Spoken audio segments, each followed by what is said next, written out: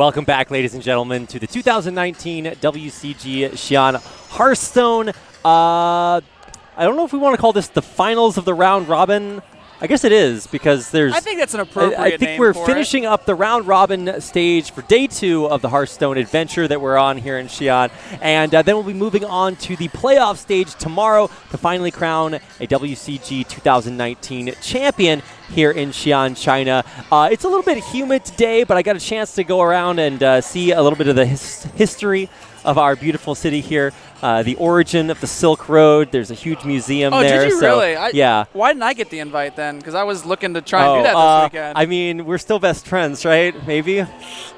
Awkward. Oh, my gosh. There's a lot going on here in Xi'an, and only a little bit of that is Hearthstone. So at least pull up a Wikipedia article about the city if you can't make it here, or just watch the commercials. I think we go through some of the tourist attractions here. A lot of beautiful sights Most there. of it's food, and it just makes me really I know, hungry. right? I'm hungry right now. So seeing the the cooking of the food on the street was I got to get some of that. Now. Well, I'm also hungry for more Hearthstone, Dr. J. And that means that we have our final best of 3 series of the day for Hearthstone coming up next. And in case you guys just couldn't get enough Rogue versus Mage, we've got even more coming up.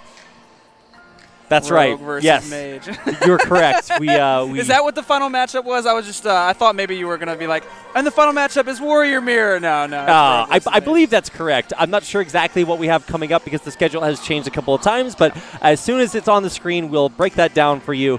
And I thought we also had the overview slide of how much money everybody's going to win here. But it's $25,000 for first place, which is absolutely gigantic. I think it's only $5,000 for second place, right? Yeah, it's a huge price differential. Basically, first place, it's just incredible, but second place, there's a huge difference. So that's why every single one of these games today matters an incredible amount. And of course, the ones tomorrow will be the one where we crown our WCG 2019 Xi'an Hearthstone champion. And I believe the matchup we actually have coming up, if I remember correctly looking at the schedule, is going to be Asbefore versus Fluourine. Okay. And Asbefore is on fire. He has been doing insanely well recently. Yeah, and Fluourine has even gotten a couple of upsets on his way through the round robin phase just yet. So, like I said, if you just couldn't get enough of Warrior or of Mage versus Rogue, we've got another one for you, although this one's going to look a little bit different. First of all, we have Fluourine, who is from Hong Kong, and he's going to be going up against Asbefore from China. We've seen Asbefore on stream before, but we at least have not gotten a chance to cast Fluorine's Mage deck. Yeah, Fluourine was playing earlier Warrior versus Mage. It was a little unfortunate for him, as he did actually lose to Warrior. Now, one of the reasons you bring Mage is because you are gunning to beat Warrior. You are trying to beat that matchup pretty heavily, and this is definitely the deck to do it with. So it was a little unfortunate that he did. I believe this match is a whole lot more important for Fluourine than it is Asbefore. Right, Asbefore is locked in up there at the top of the standings. However, Fluourine is at 3-3 right now. Ugh. So if Fluourine wins this, he might be one of the 4-way tie for 4-3, trying to get into that third place slot. But if he loses this, I believe he is out. So this is very important, and it's not the best matchup going up against Rogue. Yeah, essentially, or especially. Now, this is Stargazer Luna for, I guess, board tempo at this point. I mean, I guess he can get a couple of draws off, but that's only if it lives this turn. Yeah, so the Stargazer Luna is pretty strong into Evil Miscreant, as it does require, either both of the lackeys to be able to answer it, yeah, or something like a Blink Fox into Vendetta. So if they don't have Backstab, both the lackeys, or a combination of cards in order to answer this, well, if the right side of his hand is clean, like a Sorcerer's Apprentice into more 1-drops, it'll be very strong for him. And his hand right now is very weak. He needs to get this on the board to keep drawing. That way his hand can get stronger. Yeah, and we didn't see the mulligan, but we did get a chance to, we can see the hand right here. And so, it's nice to have the Rays of Frost, or is it Ray of Frosts? It's Ray of Frost 1, Ray of Frost 2. Okay, there we go. Nice. We saved ourselves. And you can see he's just going through his card options. What is Asbefore thinking about? Because he doesn't really have that many options aside from the Witchy lackeys. Oh, wow. Just zapping it back to hand. That is a lot of respect. Yeah, traditionally you'd want to save Sap against the Mage player for any of these huge giant turns, but that is a lot of respect. Yeah, so there's a couple different lines of play there. Asbefore could have gone for bumping in, then shadow stepping it and hoping to find either the rush plus a damage minion or the Kobold Lackey in order to try and answer it. But what Asbefore recognizes is if he saps it now, he can then waggle pick it on the following turn. Oh. So he was really trying to optimize the way he gets to answering it later. Because if fluourine is taking their entire turn to play a 2/4, well, that's telling me that their hand is weak. Right. Like, maybe I can afford to use this sap now in order to try and get ahead. But it's definitely a risky sap. Because if you go ahead and sap now, and then something like a Mountain Giant comes down later with the Conjurer's Calling, and you don't have an answer to get through the taunt minion, you are in deep trouble. Now, Florian's thinking here, I guess that either you do, I think what he's thinking about is Ray of Frost, the 3/2, and then I guess maybe just like kill it off completely? Yeah, okay. It looks like he wants to clear it off, go ahead and ping off. He can kind of tell that the Lackey earlier wasn't a deal 2 damage Lackey, so it's not. He knows it's not Kobold Lackey because he wouldn't have sapped the 2/4. And I think he's also predicting the waggle pick, so that's why we didn't see the replay of the Stargazer Luna. They're not playing the Banana Buffoon. I guess is that just because it gets cleared? But I would have thought that maybe you can take a turn to put some extra cards in your hand. Yeah, the Banana Buffoon's a little weird because it does die to something like the Dagger.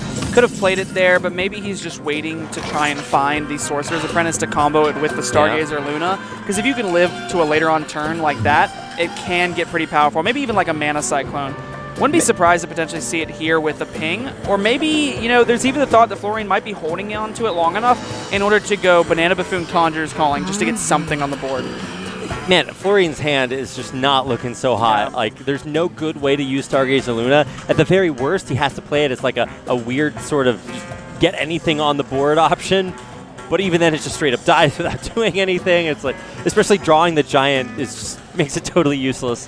And then you have to like protect it with Mirror Image, and that never feels good because it's a little awkward. I wouldn't be surprised to see Banana Buffoon ping here. I think that's a fairly decent turn overall because they can't take a value trade into an evolve. They have to either awkwardly answer it. If they have the backstab, they have to commit that. So I really like this here. I don't think Asbefore is ever going to trade his 4/2 in, but you kind of say, hey, look, I've got bananas in my hand. This can value trade into something else. You at least have to respect it. I mean, you can always like just go waggle pick if you want to maintain that, but probably that's not worth it. Okay, well, probably it is. Is it really that big of a usage of resources to take a durability off the waggle pick? I think it's important to get the waggle pick down. It's actually funny. If you evolved first, you could have value traded with the oh, yeah, you're right. afterwards. So if he was a worse player, then he would have been better in this place. This is why it's so hard to get through that, like, rank 15, man. You can't climb up because the players are so bad they're good. I know, right? It's like in a fighting game where you're like, surely he won't, use the same move the 15th time in a row. That's right. He always uses the same move. And he's over there. He's got the controller upside down on the floor, stomping on it. Like, that's those players I play against, man. Well, anyway, Fluourine finally is getting some bonus in his hand. A usable Mountain Giant. Unfortunately, because he did draw for it, he can't both play that and Conjurer's Calling it. But it'll be there when he needs it next turn. Yeah, he's probably thinking right now what card he wants to commit, because he doesn't necessarily want to burn a card, but he doesn't necessarily want to play the Giant either, because if there's an answer for the Giant, he can't go next turn Giant, Sorcerer's Apprentice, Conjurer's Calling with a bunch of crazy, maybe even the Mirror Image added alongside it. Yeah. I wouldn't be surprised if he just goes Mirror Image Ping. That's a play that he's could be looking at right now, because it does protect a little bit of his life total, kind of isolates the Rhino, gets rid of the Lackey so that High Spear and Togwaggle isn't an issue. Yeah, and Mirror Image is that card that you want to combo in some way to protect the Sorcerer's Apprentice or get another card off your Cyclone turn. But I think it's better to just make sure that your hand curves out so you get a turn that looks as good as possible. And he's got a very good one coming up next turn. Okay, here's a really funny thing. Okay. Blink Foxes have charge right now because of Tundra Rhino. Oh my god. And so does Life Drinker. No. They Get do. out of my game. This disgusts me. Check the tag. It says Beast. That's what they are. I mean, I didn't realize we were playing, the Beast Rogue deck. I think Asbefore just realized it too as he hovered over the Life Drinker. He went, wait a minute, that's a Beast. Wait a second. Let me check the Blink Foxes real quick. Yeah, no, they still count. Beast Rogue, the new archetype. We're bringing it out here. What a way to make that happen. It's charge, not rush. Eat your heart out, Houndmaster Shaw. You're so yesterday. As one of the players from a while ago, it just hurts me to see rush, because there's nothing more satisfying than playing like a Korkron Elite and swinging it at your opponent's face. It's just so satisfying. Yeah. Back in my day, we hit the face with our minions. Back in my day, we didn't have this rush mechanic. Yeah, clearly inferior. We're teching down the tech tree instead of up it. Anyway, here's the big turn. We've got a Mountain Giant coming down. Actually, if the Archimage hadn't been drawn, then maybe there's a way that you do like a big Luna turn after that too. But is there any world in which you play anything but the Giant Conjure this turn? You could potentially go for Giant Nova in order to lock the board and hope to try and Conjure's Calling on the following turn. But I think you just go ahead and Conjure's Calling now because you force your opponent to answer both minions. You potentially get a taunt in the way. You can then, if they don't answer both minions, you can follow up with a Conjure's Calling on the following turn. Yeah. I think it's just too strong not to do this right now. I'm wondering, I'm thinking about the banana math there. Let's see, it's 7-2, okay. Oh yeah, so with the Waggle pick, there would have been a way to answer it even if you +1. It might have been awkward, but it was there. Anyway, now the shoe is on the other foot, as they say. We've still got Life Drinkers with charged BTW, and I can't believe that this is a mechanic we're having to consider in this matchup. It's actually kind of crazy. You could trade the Life Drinker in, the Blink Fox, maybe potentially put the Tundra Rhino in. You can then use your face, the other Blink Fox, and the Shooting Star. That is technically a full clear. It doesn't feel good, though. Yeah, no. But it's technically a full clear.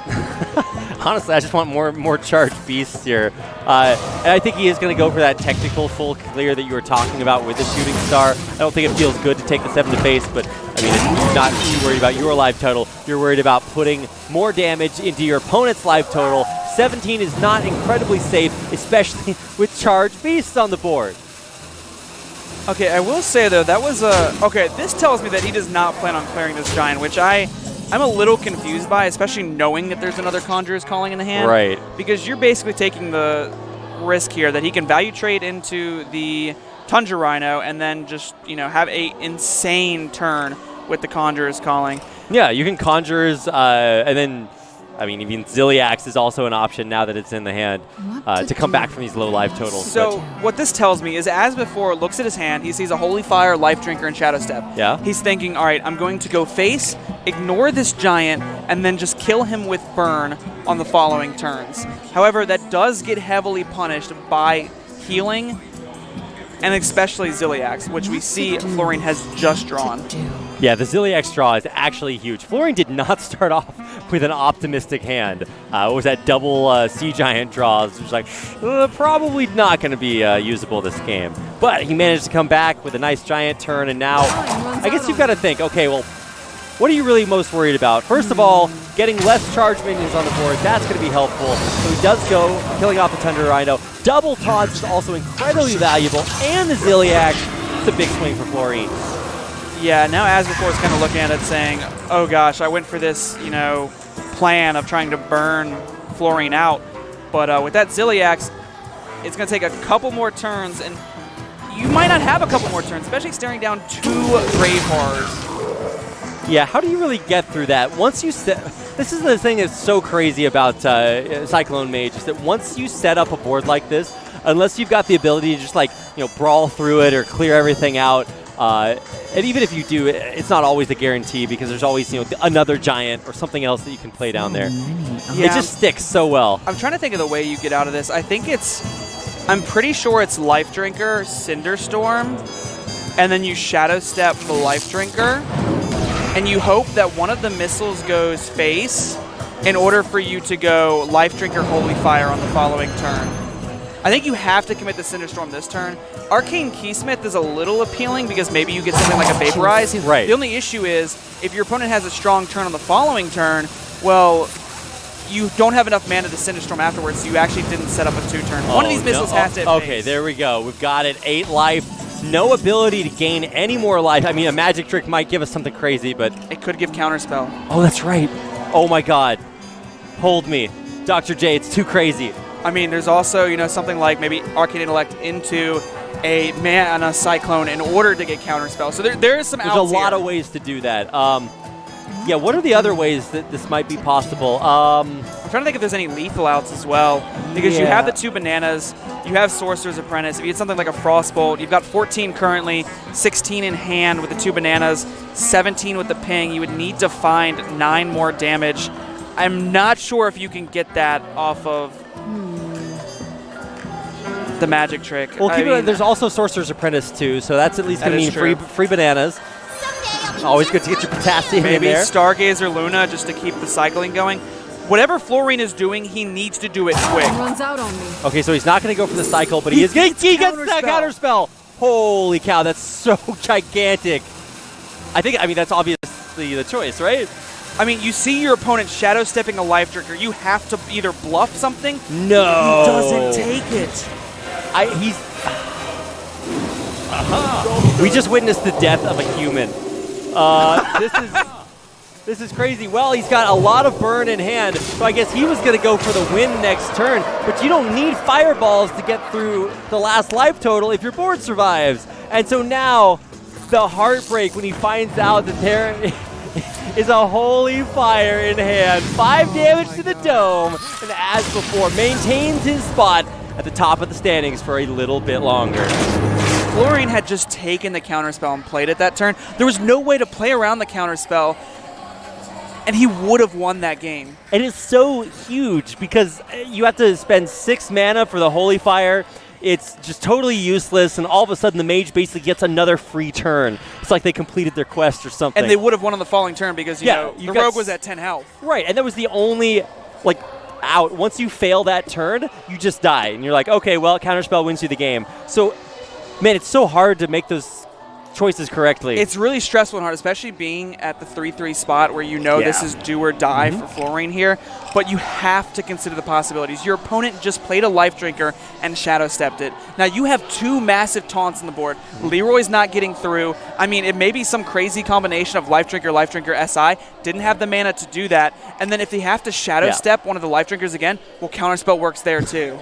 It's so crazy. We just saw, even at the highest level that we have competing here at WCG 2019, it's like it's still so much different to perform offline in this high-pressure environment than it is to sit at your table at home and just think to yourself, well, maybe he has, and then go through the slow thought process. We're getting into game number 2 here, so let's see if maybe Asbefore can close it out, or maybe the 2-game comeback from Fluourine.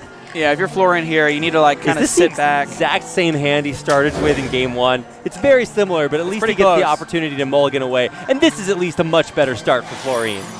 Every time I see a mage hand now, I'm like, did they have this hand? Did they have the Mana Cyclone? Did they have the Giant last time? This actually is looking to be an insane hand right now for Fluourine. He has the coin, which we talked about earlier, is very important in this matchup. Having the coin is the difference between something like a coin Miscreant or something like a crazy Edwin, and also giving your Mana Cyclones more. But having Luna's Pocket Galaxy and Stargazer Luna, that makes your entire deck just cycling. Yeah. You draw through everything. And the great thing is you don't even have to play them both on the same turn. You can set up with the Pocket Galaxy and then Luna's into Infinity Draw, and a lot of those are going to be 1-mana giants. So it's so exciting because, I don't know, I feel like we just got a chance to watch Karma come through for Fluourine, as his opening hand in game 1 was not great. Now it's a whole lot better. Yeah, it's looking pretty strong right now. Really hope Fluourine capitalizes on this. He will be able to coin Lunas in the following turns, and he hasn't been put under too much pressure right now, which is another important statement. I mean, the most it's come down, there was no, crazy turn. I mean, when Rogue doesn't have the coin, they don't really have crazy turns. Oh boy. Well, speaking of crazy turns, let's see what we can get off of this. The magic trick for an elemental evocation. Never lucky, but at least he's going to be able to, I guess all 3 of those are good options. I mean, there is the potential to go a little crazy with Mana Cyclone this turn. If you take the Ray of Frost, you can Ray of Frost twice. I mean, you already have one in hand, but maybe save it for the future turns, and then just go coin Mana Cyclone, get all the spells back. If the Sorcerer's Apprentice lives, you can just play the Luna's Pocket Galaxy as if you coined it the following turn. So we're still going to see an absolutely... The number of different ways you can have gigantic Mana Cyclone turns it's ridiculous. Boggles the mind. It blows my dome. Let's see, what is this, 4 cards? 1, 2, 3, 4, 5. Okay, I'm sorry, my bad. I can't count that high.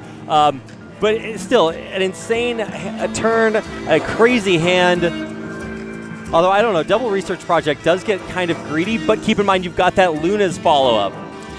There is way too much draw on this hand. I mean, the Research Projects on paper seemed pretty good, but when you already had like Stargazer Luna, yeah, you really didn't necessarily need this. And here's the funny thing. I was watching games earlier where I believe, I can't remember who was playing. I know it was playing against Terrence M, where Terrence M made this massive Edwin Van Cleef, but Mana Cyclone just comes in and ruins it with a Polymorph. And that may happen this game. Yeah, that's a great way to deal with one of the main threats that Rogue has, especially later on, once you've used a lot of your ability to deal with it. Now, yeah, the research projects won't come in for a little bit, but I'm guessing at least Fluourine is thinking about, you know, that juicy 4-mana Luna's Pocket Galaxy next turn. Although probably, yeah, that will not happen. Yeah, no, you can't let that fly. That's a no-fly zone right now.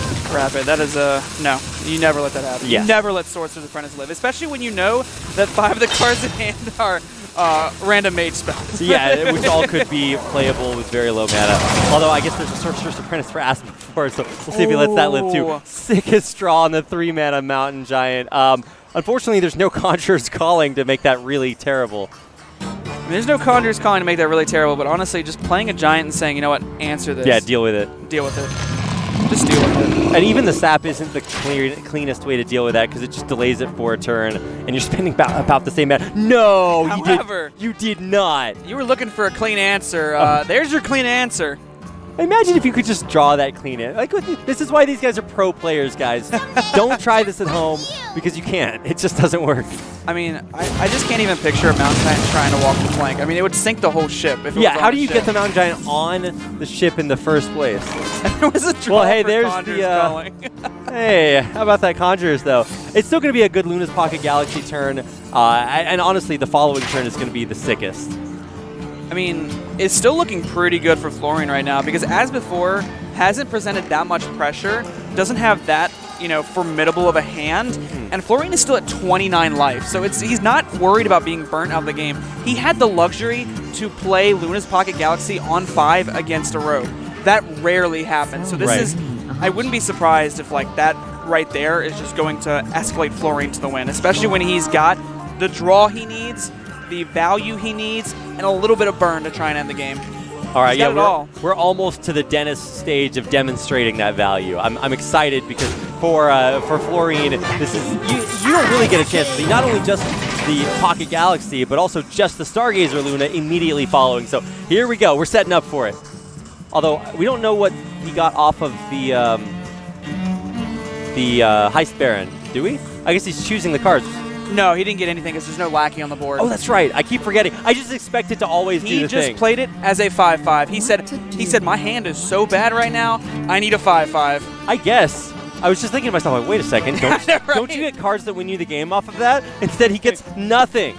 Wow, so... He gets a 5/5. He gets a 5/5. Sometimes it'd be like that. Sometimes it do. Sometimes you're on turn 3 and you look at your Edwin, you go, buddy, we're playing against Zulok right now. I need you to kill this flame. They don't think it is be like it is, but it do. It do be like that is. That's how it goes. Here at the World Cyber Games, it be like it do. So, I mean, maybe you don't want to set up for the Luna's turn, this turn immediately. But what do? Do you prep? Do you just fireball the threat away?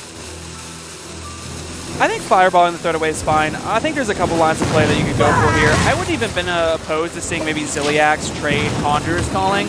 I think you really do want to clear off the Heist Baron Togwaggle, and I think that's where Fluorine's head was at, because if you let him get it back with the Togwaggle's pick, well, then it becomes a little bit dangerous, because for all you know, there could have been a Lackey generation, and it's 4 mana. True. So you kind of want to, with this hand, you are going to win the game. So kill the minions, do your own game plan, you'll be fine. Well, hey, how about winning that game? How about that card right there? That's a good one. Okay, so we've got so many good cards here. We've got the good card Polymorph, which is really good at dealing with 10/10s. We've got the good card 0 mana Mountain Giant, which is good at, well, I mean, making basically everything. That's right. You kill the 10/10s, you make the 10/10s. Mace just does it all.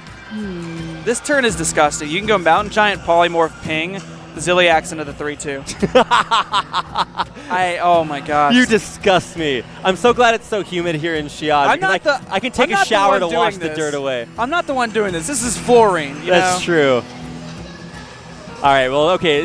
What's the order here? Okay, as a pro Hearthstone player, we have to get our order correct. Okay, all right. Or, there's also a potential line of play where you can go double Snip Snap Zilliax. I still like the Polymorph, though. I think just clearing it now. Okay. I mean, there's also the gutsy play of just going Stargazer Luna, Mountain Giant, and maybe you keep drawing giants and you just keep playing them, and then you Polymorph. Well, you can always just Ray of Frost if you want to save the Polymorph for another turn and There go you for go. a huge Lunas. But I think, yeah, honestly, I like this a lot. It's too much value. This turn's just insane. You don't need to worry about playing all the cards in your hand because the rest of the cards in your hand just draw more cards. You don't need to worry right now. And now especially, you've got 22 life on turn 8, which is basically farther than we've made it any game in our series today. I think so. And this is just the Mage's playing ground. We've got so much set up. What's the worst case scenario? They sap your giant, you get it back to your hand, and then you just go off next turn. You just play it again? Yeah. Oh, darn. It's not 0 mana this time, Rapid. Oh, no. I'm so sorry. I only have to pay 4 mana for my 8/8.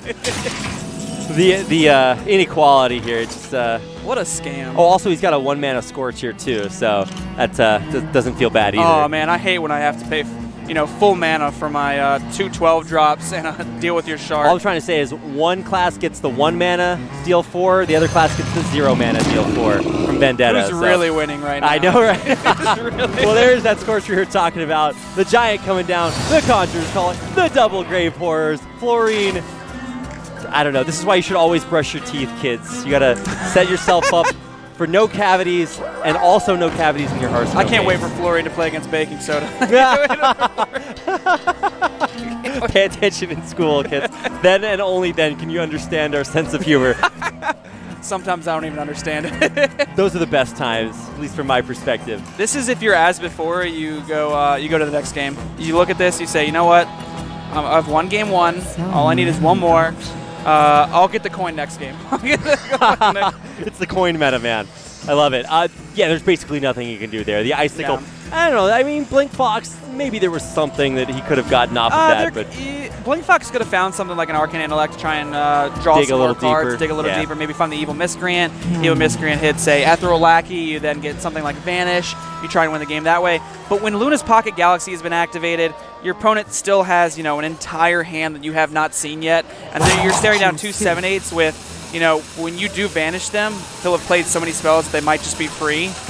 Like, it's not looking good for you. that's a good point. And we still haven't even seen that Stargazer Luna come down, which I thought was just going to be a huge swing tempo turn. Don't even need it, man. Everything just went from better to Oh my gosh. more better. And Yeah. okay. Let's see the Luna turn anyway. Okay, right? this is the bonus round. This is once you finish the Avengers movie. Afterwards, you got the after the credit bonus footage. Like the game is already pretty over. Oh, but we've you got don't that. you don't need to trade here. Just ship it face. Oh wow, this is the I mean, why not? this is a pro player move. Behold the Why not tools play that? of It draws you a card. creation. I mean, I know you could make like 2 more 12 drops, but I want to see what's in the deck. I want to see. I was gonna say that I guess we don't know exactly if Fluourine changed his deck after game number 1, but I think for us this game is going to be pretty one-sided.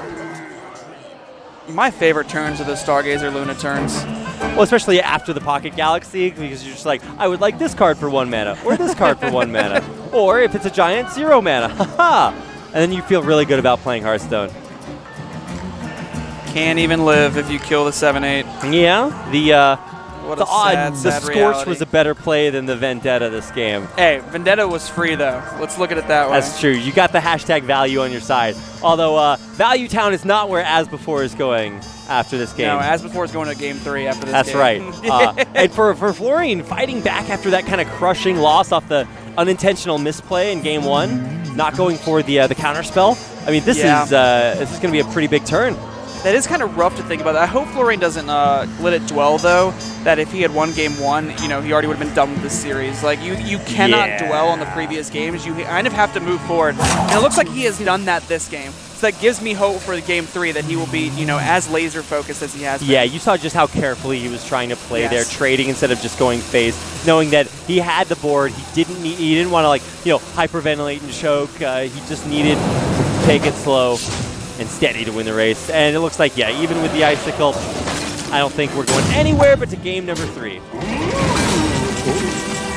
Yeah, I'm pretty sure with the ping this is just lethal. Yep, and there it Asbefore is. sees it too. That's going to do it, tying up the series at 1-1. I think both of our series today, Dr. J, have gone all the way to 3 games. We're getting maximum Hearthstone bang for your buck out there. So if you pick now to tune in, you're getting your money's worth. That's how a lot of the matchups have been. I mean, Warrior against Mage, I would say, is the most polarizing for Mage. But when the secondary and tertiary lists come into play, that's when these decks really excel at making the matchups much closer. Right.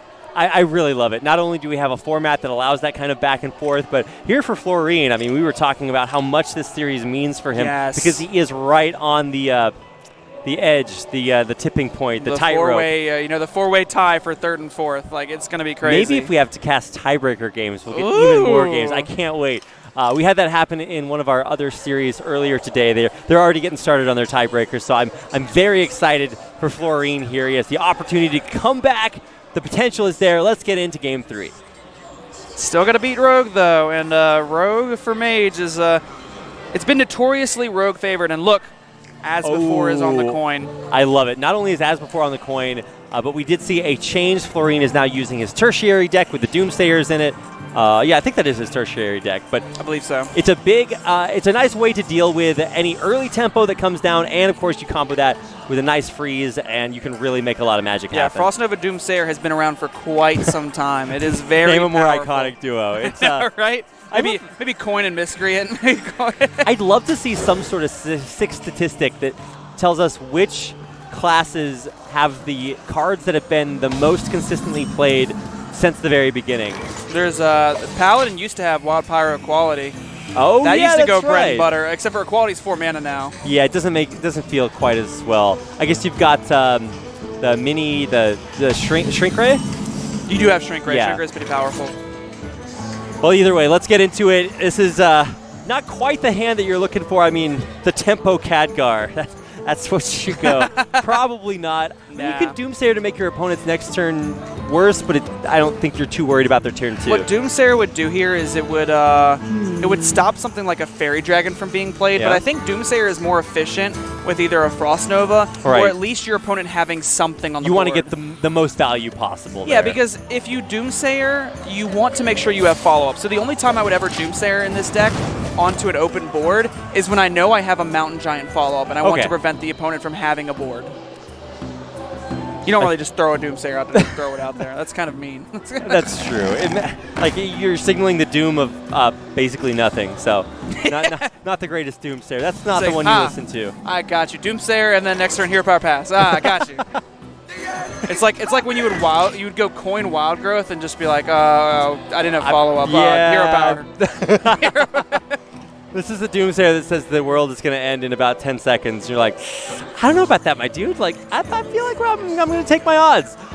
So for Asbefore right now, I guess it kind of feels bad to be going into that Doomsayer, but it's exactly like we said earlier. It deals with a tiny threat now, but maybe not a big threat in the future. Okay, hovering over the coin there is very interesting. This tells me how much Asbefore wants this Fairy Dragon alive. He is considering coining out Vendetta. Now, I don't personally like that. I don't think I would do that just to save this Fairy Dragon, because you're not going to be able to enable Miscreant next turn because you use this coin.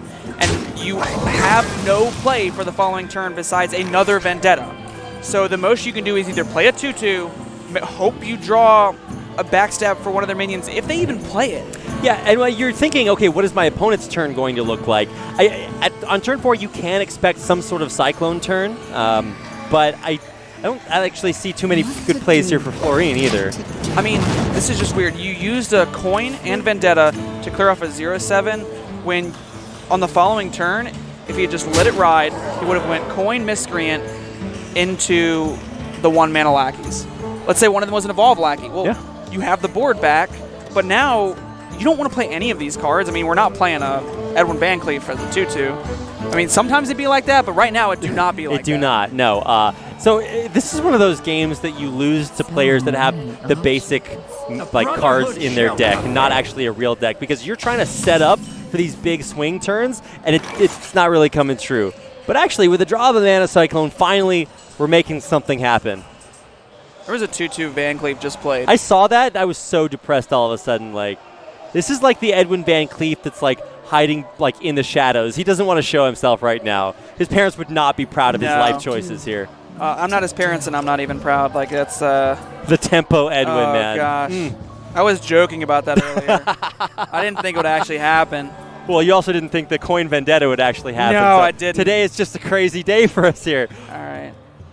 I don't know what I'm going to say anymore. I'm just going to stop saying plays as the, you know, analytical person over here. That way, you know, maybe Asbefore doesn't. So what do you do here? You can have a pretty decent Mana Cyclone turn if you want to use your Rays of Frost, but Ziliax isn't a terrible play either. I like Ziliax just to clear with the Fairy Dragon. Fairy Dragon is obnoxious to deal with. The 2/2 Edwin, although it will trade into the Ziliax, is, you know, fine. I don't necessarily think you really care about the Ziliax right now. You need to get something on the board, and this Mana Cyclone turn can be so much better if you just wait. So I like waiting, using the Frost Nova and the Sorcerer's Apprentice and the Mana Cyclone all in the same turn with the Ray of Frost. That way you can answer some minions, and then you can reload on the mage spells. And also, if you're a mage going into turn 6-7 with 30 HP and a taunt on the board, it's like, you're probably not feeling too bad about your position. Especially when your Ziliax cleared up, what, the 2-drop and the 3-drop. It kind of just did its job. It did a 1-for-2. Also, Edwin's a 2/2 on board, so you also probably feel good about that. Oh, is that what that minion is on board? I thought it was like one of the new ones from Uldum. I thought it was just like, I don't even know. I don't actually know any 2/2 like base set card. I'm trying to think of the oldest one that I can possibly come up with. Ironforge Rifleman. Ooh, nice. Got him. Except that it's worse because it doesn't deal any damage. Fist bump. Killing it. Dr. J's got a list of all the 2/2s right in front of him, guys. Don't be impressed. Don't tell him that. I'm giving away your secrets here. Don't tell him I pulled up my collection right here. He's got his collection of paper Hearthstone cards here, too. He just pulls them out and starts flipping through. You just hear me, like, shuffling the cards in my hand. Okay, so, I mean, this is a pretty decent turn for Mana Cyclone, but still, there's a lot more potential. There's a lot more potential, but with the Stargazer Luna, I wouldn't be opposed to seeing it happen now, because at least with Stargazer Luna, you kind of have this idea that you can refill your hand if worse comes to worse, whereas you need to do something this turn. You can't do nothing, so I like this. You can save the Frost Nova for another turn, maybe play the Mana Cyclone now, maybe you pick up something like, you know, some more 1-mana spells, or maybe you save them, and this also fits in a ping, so you can clear the 4/3, so I really like this play. All right, the Scorch, I love it. It's consistently been a part of our series today. Flame Strike, I guess, actually that might come in pretty handy if he refills the board with things that, I guess every minion in his deck now has less than 4 HP. I believe so. Well, except for that one. Yeah, that one right there. Yeah, but that one's rushing into a minion, so we'll have Oh yeah, all right. Value. Okay, so where are we going? Are we just like trying to get Fluourine to a position where he has like a giant turn? Or is there like a way in which he just deals with every possible, you know, win condition for Asbefore? Because there's no more Edwin. There's no board presence here. Well, not until he plays Scorch. So I almost don't mind potentially going for Stargazer Luna, Conjurer's Calling the Stargazer Luna, and then Scorching, or potentially Scorching first. I believe there might be a 3-drop that could prevent you from doing that. So I wouldn't be opposed to doing that, because you get stuff on the board. If your opponent doesn't clear it, you could then go Khadgar's Conjuring on the following turn. Ooh, yeah. But this is just, it's a bit too passive for me. But maybe Fluourine says, you know what, if I just draw a 1-mana spell, I can start chaining this Stargazer Luna better. I can't win by just putting 2 3-drops on the board because I'm going to fizzle out too soon. Yeah, I can understand that. I can respect that too. Well, here's a magic trick. So what are we going for here? I'm guessing, yeah, the Stargazer. Something cheap. What's coming up? Okay, Arcane Explosion, not terrible. The counterspell, he's got sick PTSD now. It's counterspell. Oh no, do I pick it? Should I pick it? He's at a little bit of a higher life total this time. So I like the Ice Barrier personally. Yeah. Behold, especially because you know your opponent's going to play around with counterspell. That's pretty strong. Ooh, all right. Oh, this is like that Vince McMahon gif where he oh my goodness. Where the first time you see Vince, he's okay. The second time he's a little bit amused, and then he falls out of his chair at the end. This is the Hearthstone equivalent of that. We're going to be so protected here. We're more protected than we've ever been before. Watch this Stargazer's or the Mana Cyclone give him I don't know, free O2s on the board. Like, I'm waiting. This is ridiculous. It can't. I keep telling myself it can't get dumber than this. Rabbit actually did fall off his chair. He had to get back up. He was life role-playing Vince McMahon. I'm a sick role player here. That's why I'm qualified to cast Hearthstone. Honestly, that was on the resume when we applied for That's WCG. true. It said, "Can you role play during your cast?" I pulls out my robe and wizard cap. Here we go. Well, so that was a gigantic turn for fluourine. Obviously, there's resources for Asbefore to kill this board, but it's the next board and the next board that's coming up that's going to be even more difficult. I think I would like to see this 1/4 get bounced back. You're going to need value here. Even if you plan to go unleash the beast, I would like to see, I don't know if you put the 1/4 face, because if it is vaporize, you risk losing it, and then your Waggles pick isn't the greatest. So I might have actually just bumped it into one of the minions just to play around the potential for vaporize. Yeah, I think you're thinking, well, he had a choice to choose what that was. Maybe he wouldn't have chosen it if it had been vaporized. Into a 1/4, yes. Yeah. And, as is, he does not get punished. There is no justice in the universe. But, hey, Asbefore has been able to clear the board. The only problem is, I'm just so worried as the game continues because both players are just building up and building up this potential energy in their hand. And, oh, man, it just keeps getting better and better for fluourine. Yeah, this is looking much stronger for fluourine right now as the game goes longer. Asbefore's hand is a little awkward. He's got quite a bit of burn, and he's got a little bit of value in removal, but not enough to kind of get him there in the long run, especially if, fluourine just keeps answering this board over and over. Easy way to clear out the... sorry, I should know what that is. Is it what? The Unleash the Beast. Yeah. It's one of the, I think it's called a Wyvern. Wyvern, yeah, but it doesn't actually look like the classic Wyvern, so I'm not used to that. But yeah, so the Wyvern's gone. No more Unleashing of the Beast. Man, what is it with rogues playing Beast cards this series? We've just seen quite a few of those. Once again, we just see our players sort of banking turns. I'm going to waste my cards, but not too many of them. Now I'm going to use mine. What fluourine needs to hope here, fluourine really needs to hope that either Asbefore plays enough minions that he can go Sea Giant Conjurer's Calling with the Khadgar in the same turn, or he tries to make a makeshift kind of Khadgar turn where he maybe kills off the Banana Buffoon. He really needs to get on board somehow because he's got plenty of stall. He's got plenty of removal. He's even got a little bit of draw, so he's looking really good on that. And Asbefore needs to be conscious of not, giving fluourine that Sea Giant turn, making him work for it.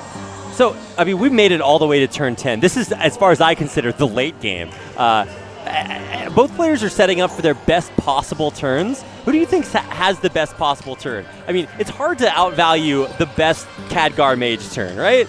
Yeah, the issue is what's going to happen is if there's not an Ethereal Lackey into something like a Vanish, the Khadgar turn becomes too strong. So you will instantly lose to that. And Asbefore has to play minions, and this turn is about to be disgusting. No. I heard there's a card called Flame Strike that kills everything. Oh, he doesn't even need but also, that right now. you could win the game. I like winning the game. But also, you could flex on your opponent with the Flame Strike. But also, you could win the game. I'm a huge fan of flexing. I go to the gym quite frequently. Okay, all right.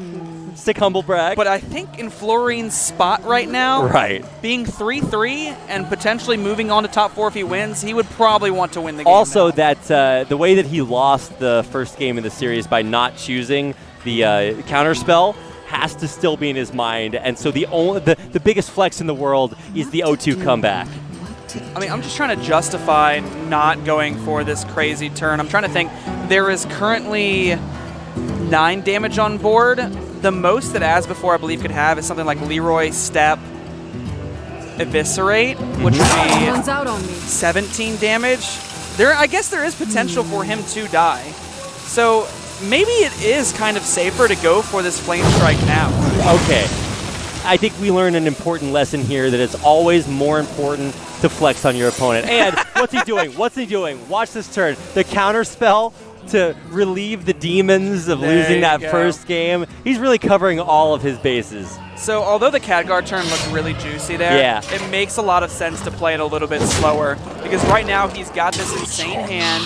If he just doesn't throw the game, he'll be fine. Ooh.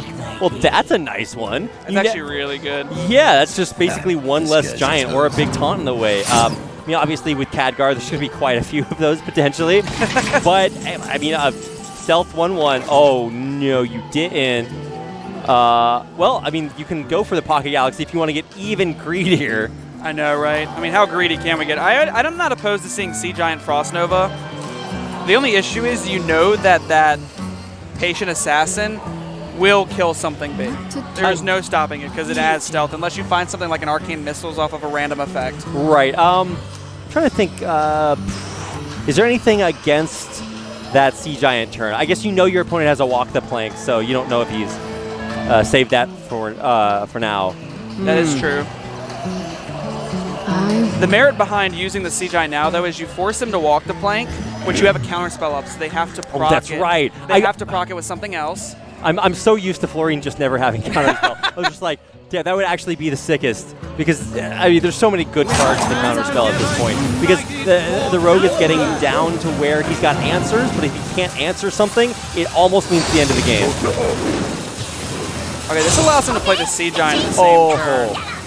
That's not bad. And yeah, now the Sea Giant comes through. Oh, looks like he doesn't want to go for the Sea Giant. This tells me that he's a little worried about dying. I don't know. I think I would have liked something different this turn. I don't mind this turn, but I feel like there's something that could have been a little bit different here. I'm just trying to think of what. The Sea Giant might be a little bit too risky. He may still be worried about dying like we were mentioning earlier. I mean, you're drawing through your deck. He's still got 2 Giants left in there, or I guess 3 Giants left in there. And especially, he has quite a bit. If he finds the Pocket Galaxy, then, I mean, there's still so much value there. I don't know why you value this Giant so highly that you can't just play it down on the board. Yes. It is a little weird.